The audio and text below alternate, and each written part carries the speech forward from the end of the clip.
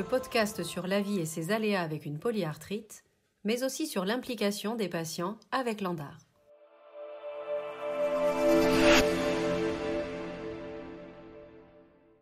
Le patient expert.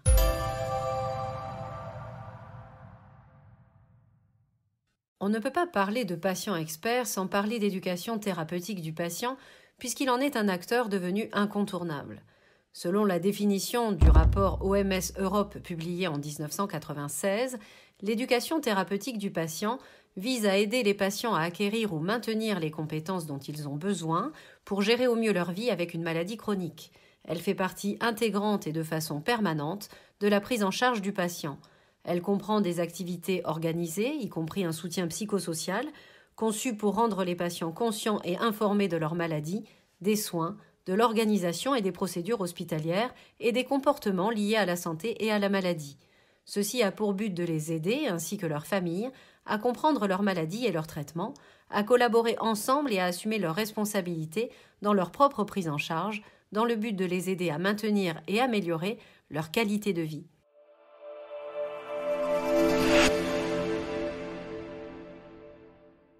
Dans ce contexte, et si le terme reste sujet à discussion, depuis 2010, à Landar, le patient expert est un patient formé aux 40 heures en éducation thérapeutique, une formation équivalente à celle dispensée aux professionnels de santé et obligatoire pour devenir éducateur.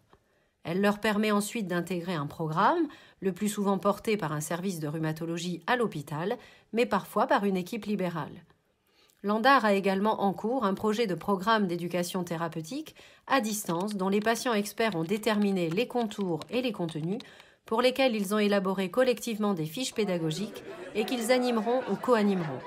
Un programme qui répond aux attentes de Landar sur l'ETP, personnalisable et avant tout orienté sur les priorités des malades, avec des ateliers où le patient expert a une forte valeur ajoutée grâce à ses savoirs expérientiels. Le patient, ce nouveau partenaire de soins, peut donc suivre 2 formations. On parle de patient expert. Alors effectivement, le mot expert, ça fait débat. Moi, je dirais qu'on a une expertise de notre maladie, du fait de notre expérience de vie, longue de plusieurs années. C'est une vraie carrière. Donc pour être patient expert, il faut à la base être adhérent et adhérer donc à une association et suivre une formation, la fameuse formation de 40 heures, qui se fait avec des médecins, des infirmiers, des assistantes sociales, toute l'équipe pluridisciplinaire, sur les techniques d'animation de groupe, de prise de parole et sur la maladie en elle-même. Suite à cette formation, on peut être intégré à une équipe dans un CHU. Cette intégration sera d'autant plus facile que l'équipe est demandeuse et ouverte à cette idée.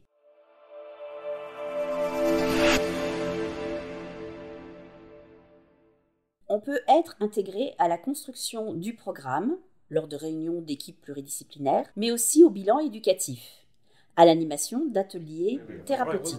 L'intervention peut se faire à 2, comme 2 patients experts, ou en binôme avec un infirmier ou un médecin.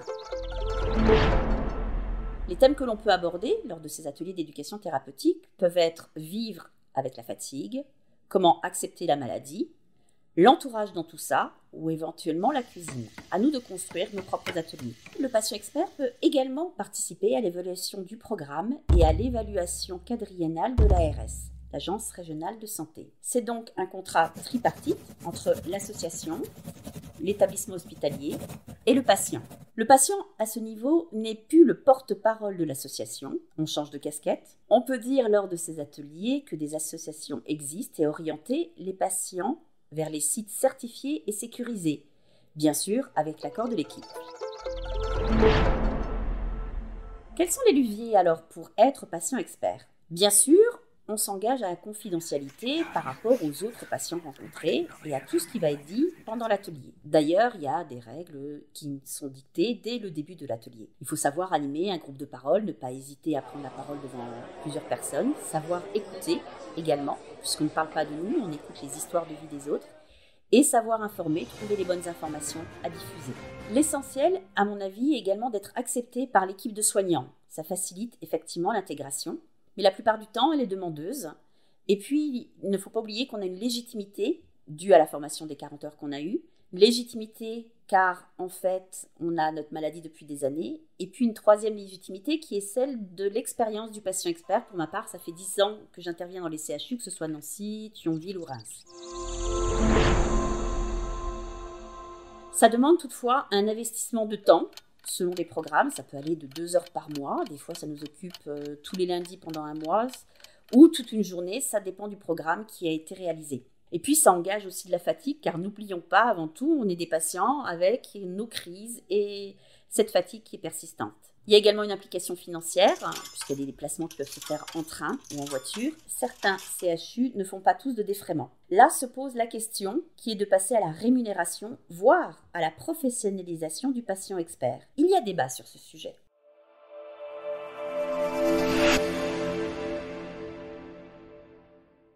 Le patient expert qui participe à un atelier d'éducation thérapeutique peut également être sollicité par l'UTEP, c'est l'Union transversale d'éducation thérapeutique. Pour ma part, ça fait 4 ans que j'ai intégré, suite à un appel à candidature, les groupes de travail de l'UTEP. On communique sur le patient expert, on sensibilise les étudiants à l'éducation thérapeutique. On participe également à un programme interrégional pour ma région de Grand Est qui relie le Luxembourg, la Belgique et l'Allemagne sur l'empowerment du patient. On participe à la relecture de questionnaires et puis on a travaillé sur la charte du partenariat patient.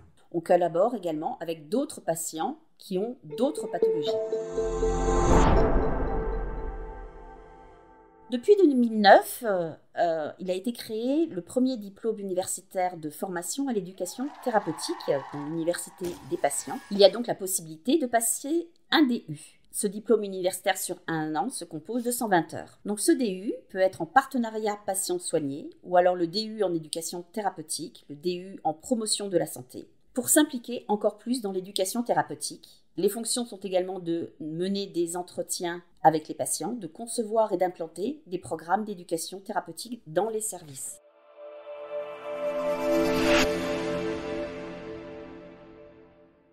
D'autres formations peuvent être proposées et le patient partenaire peut également s'impliquer encore plus comme patient éducateur, patient co-chercheur et patient formateur. Quel que soit le nom qu'il porte ou la formation qu'il a pu suivre, le patient reste patient et ne prétend pas à porter la blouse du médecin. Dans la configuration classique de l'éducation thérapeutique, le patient va à l'ETP, mais quand l'ETP va au patient? Une fois, lors d'un entretien téléphonique, une dame me dit « Mais vous ne pouvez pas venir à la maison me faire l'atelier chez moi ?» Effectivement, ça paraissait saugrenu, mais avec le temps, l'ANDAR a trouvé une solution. Nous avons donc le projet d'un programme d'éducation thérapeutique à distance, un ETP qui sera complémentaire à l'ETP proposé à l'hôpital et permettant à tous les patients loin des centres hospitaliers ou non disponibles aux dates proposées, en présentiel ou éventuellement les personnes qui sont en crise ou qui craignent tout simplement de venir à l'hôpital à cause du Covid, de suivre ces ateliers d'éducation thérapeutique et pourquoi pas rêver à un ETP pour tout patient malade. Donc, venez nous suivre à l'ANDAR en 2022.